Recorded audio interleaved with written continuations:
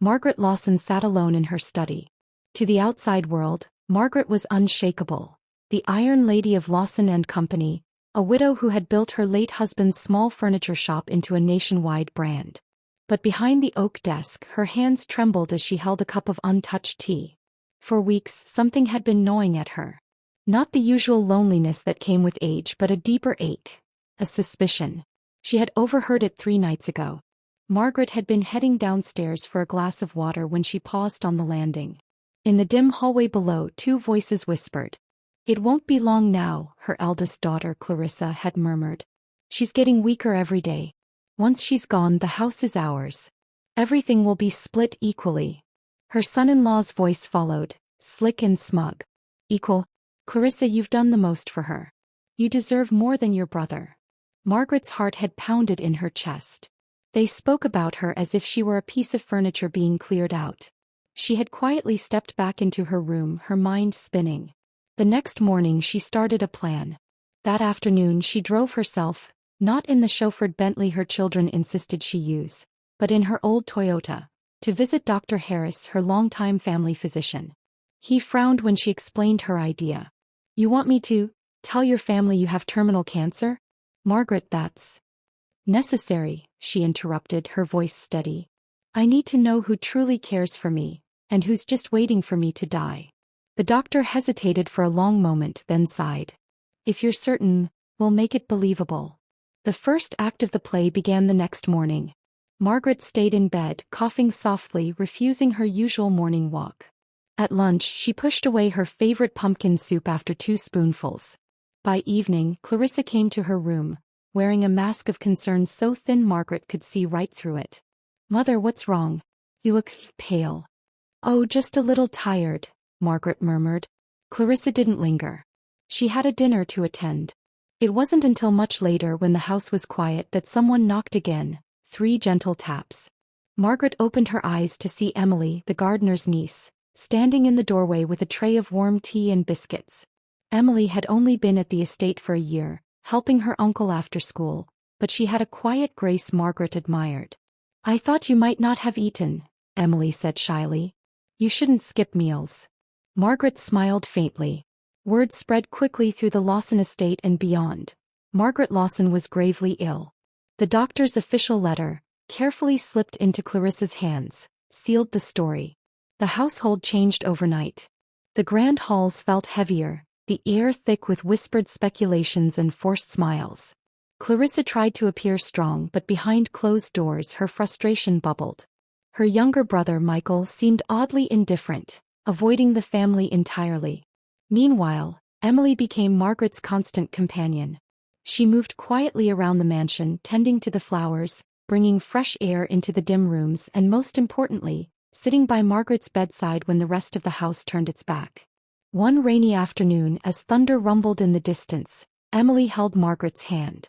"You shouldn't hide like this," Emily whispered. "Not from them, and not from yourself." Margaret's eyes softened. "They don't know me anymore."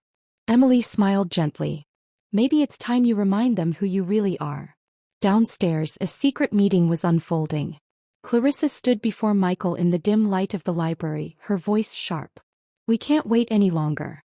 Mother's slipping away, and if we don't act, the company will fall apart. We need to take control, now." Michael shook his head, his jaw tight. "You're thinking about the money, not her. She's not gone yet. We should be there for her." Clarissa scoffed. "For her? Or for appearances? You're weak, Michael." Their argument echoed down the hall. That night, Margaret sat alone under the stars in the garden, wrapped in her thick shawl. She thought of the past, the sacrifices, the heartbreak, the love that had shaped her life. Emily appeared quietly, handing her a steaming cup of tea. "There's something you need to know," Margaret said softly, her eyes reflecting the moonlight. "This illness, it's not real. It's my secret." Emily's brow furrowed. "Why?" "To see who stands beside me when I have nothing left to give." Before Emily could answer, a sudden noise from the house startled them. A door slammed. Someone was moving in the shadows. Margaret's heart raced. "Someone's inside," she whispered. Emily nodded, clutching her shawl tighter. Margaret held Emily's hand tightly as they walked toward the big house. The night was quiet, but their hearts were loud with worry. "Let's stick together," Margaret said softly. When they got inside, everything was still and dark. Only a small candle flickered in the hallway. Suddenly they saw someone move fast across the hall. "Who's there?" Margaret asked, trying to sound calm. No answer. Emily took out her phone and turned on the light. They followed the sound of footsteps leading to the study room. Inside they heard two voices talking quietly but urgently. Clarissa's voice was sharp and serious. "We need to move the money. No one can find out what Mom is really doing." Michael sounded worried but agreed. "She's not sick, Clarissa. You're taking a big risk." Margaret's heart beat faster. She needed to know what they were hiding.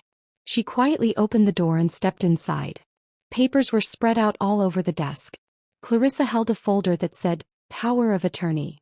Michael looked unsure but nodded. Suddenly, Clarissa saw Margaret and shouted, "What are you doing here?" Margaret stood tall and said, "I've been watching everything." Clarissa sneered, "You don't have any proof." Margaret smiled and reached into her pocket. "Oh yes, I do." But before she could show them, the lights went out. In the dark there was a loud crash and a scream. When the lights came back on, Michael was lying on the floor not moving, and there was a big dark spot on his shirt. Clarissa looked scared and didn't know what to do. Margaret dropped to her knees beside Michael, her hands shaking as she checked for a pulse. His chest barely moved. Panic rose inside her, but she forced herself to stay calm. "Someone call an ambulance," she yelled, her voice cracking. Clarissa backed away, eyes wide with fear. The room felt colder, heavier. Minutes later, the sirens wailed in the distance. Margaret looked around at the shocked faces of everyone present. The secret they tried to hide was unraveling faster than they expected. At the hospital, doctors rushed Michael inside. Margaret and Emily waited anxiously in the sterile hallway. Time crawled slowly, every second filled with hope and dread. Finally, a doctor approached, wiping sweat from his forehead. "He's stable, but the wound is serious. We're doing everything we can." Margaret exhaled deeply, relief mixing with worry. The battle was far from over. Back at the mansion, Clarissa sat alone, her mind racing. She pulled out her phone and dialed a number urgently. "They're on to us," she whispered. "We need to disappear before it's too late." The line went dead. Margaret returned to the house with Emily the next day. The atmosphere was tense, the family fractured by lies and fear. As Margaret prepared to confront Clarissa, a sudden knock startled her. At the door stood a stranger, a woman dressed in black, eyes cold and unreadable. "I'm here about your father," she said softly. "But not everyone wants his truth to come out." Margaret's heart pounded. She realized this fight was bigger than family betrayal. The stranger stepped inside and the door slammed shut behind her. Days passed since Margaret revealed her secret and confronted her family. The house, once full of noisy arguments and bitter silence, felt heavy with unsaid words and shattered trust.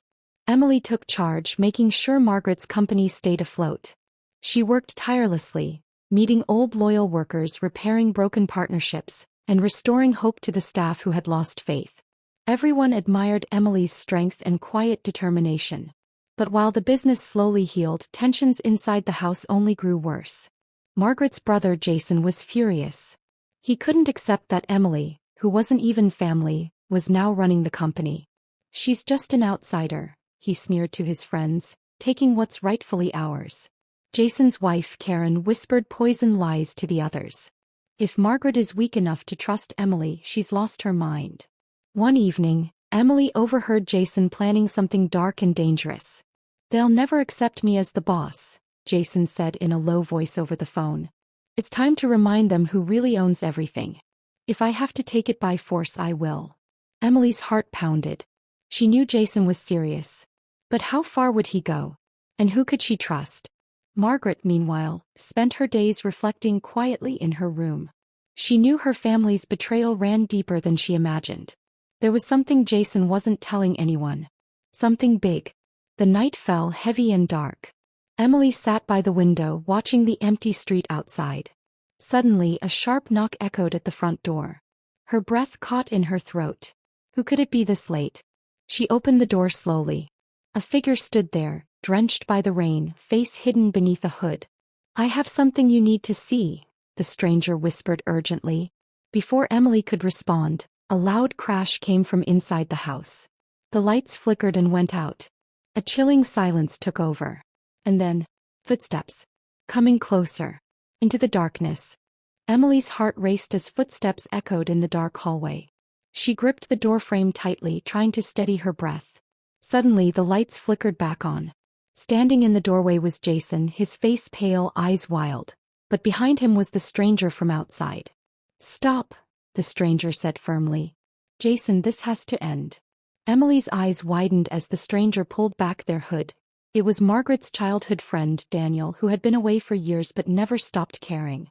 "I found out what Jason was planning," Daniel explained. "He wanted to take everything by force, but it's not too late to fix this." Jason sank to his knees, tears streaming down his face. "I was scared," he admitted.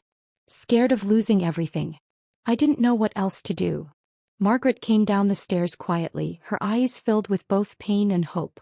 "We are family," she said softly, her voice steady. "But family means honesty, love, and forgiveness." One by one they sat together, the broken family talking through their fears, mistakes, and hopes for the future. Emily smiled, feeling the heavy weight on her shoulders begin to lift. Together they could rebuild. Weeks later, the company thrived under Emily's leadership and Margaret's guidance. Old workers returned, clients came back, and the family started to heal. Margaret stood outside her office window one evening, watching the sun set with peace in her heart. Her family had been tested by fire, and came out stronger. And through it all, one truth remained clear. Love, care, and trust are the real treasures we hold. Thank you so much for watching this story. If you enjoyed it, please like, share, and subscribe for more heartfelt tales. Don't forget to turn on the notification bell so you never miss a new story. Until next time.